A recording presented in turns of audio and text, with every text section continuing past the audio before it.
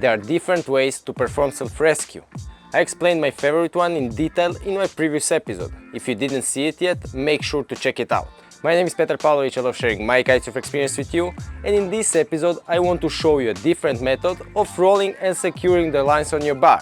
What is the positive side of this method, but I will also tell you why I do not teach people this method anymore.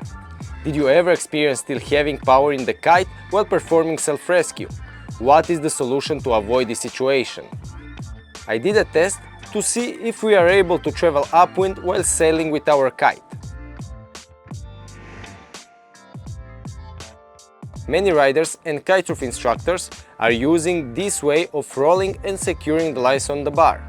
I was doing the same and I was teaching this method in past.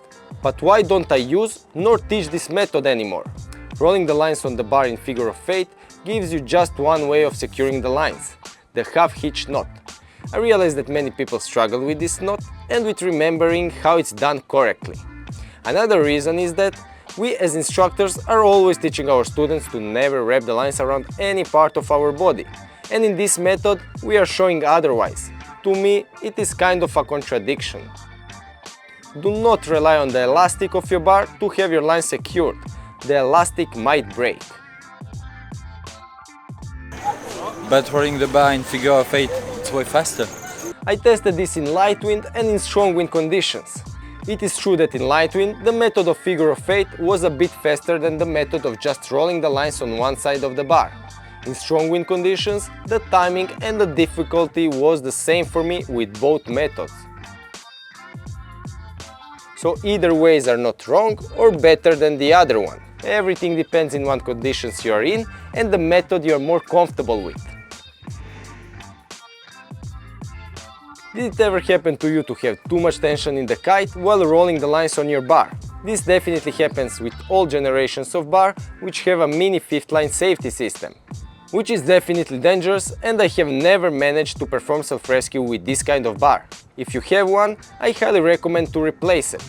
But it can happen as well with a perfectly working safety system, like rewrite safety system. So once the kite loses the tension, you reach the chicken loop and you pull the bar towards the chicken loop to roll and secure the safety line, you might already see that one wingtip of the kite is getting wind. Even if you realize that the wingtip is getting wind just after starting rolling all the lines on the bar, you can still unroll all the lines from the bar. So the best is, once you reach the chicken loop, even if the kite looks like it's completely without tension, you want to push the chicken loop away for at least 2 more meters, or until the stopper ball if your safety line has one.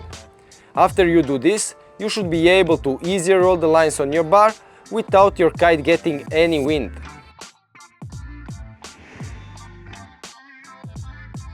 I heard a rumor that you are able to go upwind while sailing with your kite.